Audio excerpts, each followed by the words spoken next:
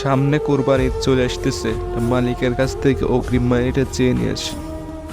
মালিক, সামনে তো কোরবানি ঈদ আসতেছে, মাইনেটা দিয়ে দিলে ভালো হতো। মাইনে নিবি? এখনো তো মাস শেষই হয়নি, আর আমার অনেক টাকার দরকার। আমার জন্য শার্ট, নামাজ পড়ার জন্য পাঞ্জাবি, পায়জামা, আমার স্ত্রী মানে তোর মালকিনের জন্য জামদানি শাড়ি, মেকআপ বক্স, সোনার নেকলেস, ছেলে মেয়ের জন্য দামি জামা কাপড়, শ্বশুরের জন্য পাঞ্জাবি, লুঙ্গি, গেঞ্জি, শাশুড়ের জন্য দামি কাপড়, আবার আম্মা আব্বার জন্য পাঞ্জাবি শাড়ি, আরও অনেক কিছু কিনতে হবে।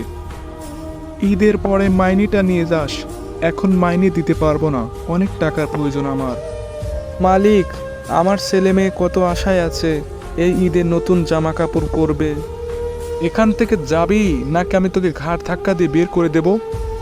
গরিবের আবার ঈদ, যত সব। বাজান, কামের যাইতেছিস যা, দেখে শুনে থাকিস। কারোর সাথে দুইটি কথা নিয়ে কথা কাটাকাটি করিস নে, তোর বস যা কবি তাই শুনবি। আচ্ছা আব্বা, কারোর সাথে কথা কাটাকাটি করবো না, আর তোমরা দেই শুনে থাইও। আর আমি তো ঈদের মধ্যে আসতেইছি, আমার জন্য দোয়া রাখো। মালিক তো পয়সা দিল না, ছেলে মেয়েকে কি বলবো, কি করে মুখ দেখাবো? হে আল্লাহ, আমার উপর রহম করো, রহম করো। আসসালামু আলাইকুম ভাই, কি করছেন একা একা এই জঙ্গলে?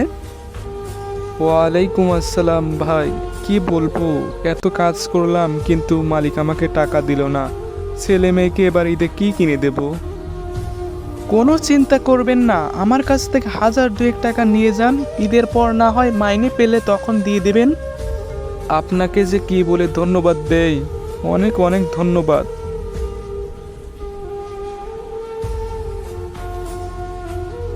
প্রিয় দর্শক, আপনারা গরিবদের কষ্ট দেবেন না, কাজের টাকা কাজের শেষেই দিয়ে দিবেন, কারণ গরিব মাজলুমদের দোয়া আল্লাহ তাআলা সঙ্গে সঙ্গে কবুল করে নেন। আর আল্লাহ পাক যাদের মাল সম্পত্তি দিয়েছে তাদের আল্লাহ তাআলার শুকরিয়া আদায় করা আর গরিবদের সাহায্য করা দরকার। তা না হলে কাল কিয়ামতের দিন আল্লাহ পাক যখন হিসাব নেবেন তখন আমরা ধ্বংস হয়ে যাব।